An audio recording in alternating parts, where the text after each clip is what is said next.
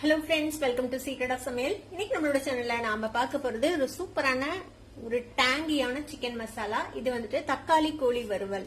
ரொம்ப சிம்பிளான இன்கிரீடியன்ஸ் வச்சு செய்யக்கூடிய ஒரு ரெசிபி. இது செம்ம டேஸ்டியா இருக்கும். ரைஸ் கூட, பிரியாணி கூட, இல்ல ஏதாவது புலாவ் கூட, சப்பாத்தி, தோசை அது கூடயே ரொம்ப நல்லா இருக்கும். சரி வாங்க டிலே பண்ணாம இந்த சூப்பரான டேஸ்டியான தக்காளி கோழி வறுவல் எப்படி செய்யலாம் அப்படின்னு பார்க்கலாம். தக்காளி கோழி வறுவலுக்கு என்னென்ன வேணும் அப்படின்னு நம்ம ஃபர்ஸ்ட் பார்த்துலாம். இதுக்கு வந்துட்டு ஒரு 1/4 கிலோ அளவுக்கு கோழி எடுத்து வச்சிருக்கேன். இது வந்துட்டு கொஞ்சம் போனோட இருக்கிற லெக் சைடு பீஸா போட்டுக்கோங்க, ரொம்பவே நல்லா இருக்கும். இது மாதிரி சின்ன சின்ன பீசஸா நான் வந்துட்டு வெட்டி வச்சிருக்கிறேன். தக்காளி வந்துட்டு ஒரு 2 பெரிய தக்காளியை வந்துட்டு கேரட் துருவுறதுல வந்துட்டு துருவிட்டீங்கன்னா அந்த தோல் தனியா வந்துடும். அந்த மாதிரி நீங்க துருவி எடுத்து வச்சுக்கலாம். இல்ல துருவுறது கஷ்டமா இருக்குதுன்னா நீங்க மிக்சியில போட்டு அரைச்சு வச்சுக்கலாம். உங்களுக்கு கிரேவி நிறைய வேணும்னா இன்னும் ஒரு தக்காளி கூட நீங்க சேர்த்து யூஸ் பண்ணிக்கலாம். ஒரு 2 பெரிய வெங்காயத்தை இந்த மாதிரி ஃபைனா சாப் பண்ணி வச்சிருக்கிறேன். 1 டீஸ்பூன் நிறைய இஞ்சி பூண்டு விழுது, கொஞ்சமா கருவேப்பிலை, ஒரே ஒரு பச்சை மிளகாய். தாளிக்கிறதுக்கு வந்துட்டு 2 ஏலக்காய், ஒரு 1/2 டீஸ்பூன் சோம்பு, ஒரே ஒரு பட்டை. மசாலா வந்து இதுக்கு ரொம்பவே சிம்பிள். இதுக்கு வந்துட்டு 1 டீஸ்பூன் வந்துட்டு மிளகாய் பொடி, 1/4 டீஸ்பூன் மஞ்சள் தூள், 1/4 டீஸ்பூன் கரம் மசாலா பொடி, அவ்வளவுதான் தேவை. இப்போ நம்ம எப்படி செய்யலாம்னு பார்க்கலாம். இப்போ ஒரு ப்ரெஷர் குக்கர் அடுப்புல வச்சிருக்கிறேன். இதுல வந்துட்டு எண்ணெய் விட்டுக்கலாம். ஒரு டேபிள் ஸ்பூன் அளவுக்கு எண்ணெய் விட்டுக்கோங்க. எண்ணெய் சூடானதும் இந்த சோம்பு, ஏலக்காய், பட்டை 3 சேர்த்திக்கலாம். சோம்பு எல்லாம் பொரிஞ்சிருச்சு. இப்போ நம்ம எடுத்து வச்சிருக்கோம் இந்த வெங்காயம், பச்சை மிளகாய், கருவேப்பிலை சேர்த்துக்கலாம். இந்த வெங்காயம் வந்துட்டு நல்லா வதங்கணும், கோல்டன் கலரா. அது வரைக்கும் நல்லா வதக்கி விட்டுக்கோங்க. வெங்காயம் நல்லா செவந்து வதங்கிடுச்சு. இந்த அளவுக்கு நல்லா வதக்கி விட்டுக்கோங்க. அப்பதான் உங்களுக்கு வந்துட்டு கிரேவி வந்து ஸ்மூத்தா கிடைக்கும். இப்போ இது கூடவே நம்ம எடுத்து வச்சிருக்கிற இஞ்சி பூண்டு விழுது சேர்த்திக்கலாம். இந்த இஞ்சி பூண்டு விழுதையும் ஒரு நிமிஷம் நல்லா வதக்கி விடுங்க இந்த எண்ணெயிலேயே. இப்போ இஞ்சி பூண்டு விழுதும் நல்லா பச்சை வாசனை போக வதங்கிடுச்சு. இப்போ நம்ம எடுத்து வச்சிருக்கிற இந்த 2 தக்காளியோட பியூரி அதை வந்துட்டு சேர்த்திக்கலாம். இந்த தக்காளியும் நல்லா வதங்கி பச்சை வாசனை போகணும், அது வரைக்கும் நல்லா வதக்கி விட்டுக்கலாம். இப்போ தக்காளி விழுதும் நல்லா வந்துட்டு வதங்கிடுச்சு ஒரு 2 நிமிஷம். இப்போ நம்ம எடுத்து வச்சிருக்கிற இந்த மிளகாய் பொடி, மஞ்சள் பொடி, கரம் மசாலா பொடி சேர்த்திக்கலாம்.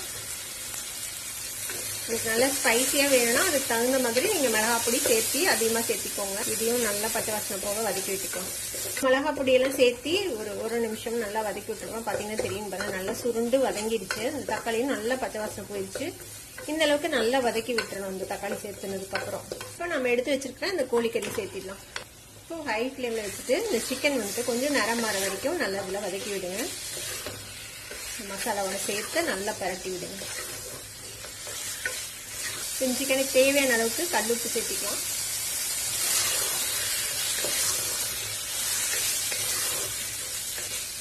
பாத்தீங்கன்னா தெரியும் சிக்கன் வந்து கொஞ்சம் வெள்ளை நிறமா மாறிடுச்சு. இந்த ஸ்டேஜ்ல இதுல தேவையான அளவுக்கு தண்ணி விட்டுக்கலாம். நாம இன்னைக்கு செமி கிரேவி டைப்ல தான் செய்ய போறோம். அதனால கொஞ்சம் பரட்டின மாதிரி தான் நம்ம வைக்க போறோம் இந்த வறுவல். அதுக்கு தகுந்த அளவுக்கு மட்டும் நம்ம தண்ணி விட்டுக்கலாம். ஒரு 1/2 கப் அளவுக்கு தண்ணி விட்டுருக்கேன். பாத்தீங்கன்னா தெரியும் இந்த அளவுக்கு தான் தண்ணி விட்டுருக்கேன். கொஞ்சம் பரட்டின மாதிரி இருக்கு. இதுவே வந்துட்டு வேகும் போது சிக்கன் வந்து கொஞ்சம் தண்ணி விடும். இப்போ இதை மூடி போட்டு நம்ம வந்துட்டு ப்ரெஷர் குக் பண்ணி போறோம். ஒரு விசில் வந்ததுக்கு அப்புறம் லோ பண்ணி வச்சு ஒரு 8 நிமிஷம் வேகட்டோம்னா நம்மளோட சிக்கன் ரெடி ஆயிடும். அது வரைக்கும் வெயிட் பண்ணலாம். இப்போ குக்கரை ஆஃப் பண்ணியாச்சு, ப்ரெஷர் அடங்கிடுச்சு. இப்போ ஒரு விசிலுக்கு அப்புறம் நம்ம வந்துட்டு 8 நிமிஷம் லோ ஃபிளேம்ல வச்சுட்டு வேக வச்சிருக்கோம். பாருங்க சூப்பரா எண்ணெய் தெரிஞ்சு அருமையா ரெடி ஆயிடுச்சு. இப்போ இந்த அளவுக்கு கிரேவியா இருக்குல்ல, உங்களுக்கு வேணும்னா இன்னும் கொஞ்சம் சுண்ட விட்டுக்கலாம். நம்ம திருப்பி அடுப்பு ஆன் பண்ணிக்கலாம். இப்போ இது கூடவே நம்ம வந்துட்டு ஒரு கையளவுக்கு கொத்தமல்லி தழை நறுக்கி போட்டுக்கலாம். இது உங்களுக்கு தேவையான கன்சிஸ்டன்சிக்கு நீங்க வந்துட்டு இது சுண்ட விட்டு எடுத்து வச்சுக்கலாம். இப்போ ஓரளவுக்கு சுண்டிச்சு பாருங்க. நான் இந்த அளவுக்கு ஒரு செமி கிரேவி டைப்ல நான் வந்துட்டு இறக்கிட போறேன். உங்களுக்கு எந்த மாதிரி கன்சிஸ்டன்சி வேணுமோ அந்த மாதிரி நீங்க வந்துட்டு வச்சுக்கோங்க. இப்போ நம்ம அடுப்பு ஆஃப் பண்ணிடலாம். அவ்வளவுதான், நம்மளோட தக்காளி கோழி ரெடி ஆயிடுச்சு. நம்மளோட டேங்கி ஸ்பைசி தக்காளி கோழி வறுவலுக்கு ரெடி ஆயிடுச்சு. இது கண்டிப்பா உங்க எல்லாருக்குமே பிடிக்கும். ட்ரை பண்ணி பாருங்க. ட்ரை பண்ணி பார்த்துட்டு எப்படி இருந்தது அப்படின்னு எனக்கு கமெண்ட்ஸ்ல ஃபீட்பேக் கொடுங்க. இந்த வீடியோ உங்களுக்கு பிடிச்சிருந்தா சப்ஸ்கிரைப் பண்ணுங்க, பக்கத்துல இருக்கிற பெல் ஐகானை கிளிக் பண்ணுங்க. அப்பதான் என்னோட ஃபியூச்சர் நோட்டிபிகேஷன்ஸ் உங்களுக்கு உடனே வந்து சேரும். லைக் பண்ணுங்க, ஷேர் பண்ணுங்க. தேங்க்யூ ஃபார் வாட்சிங் this video viewers. Bye by.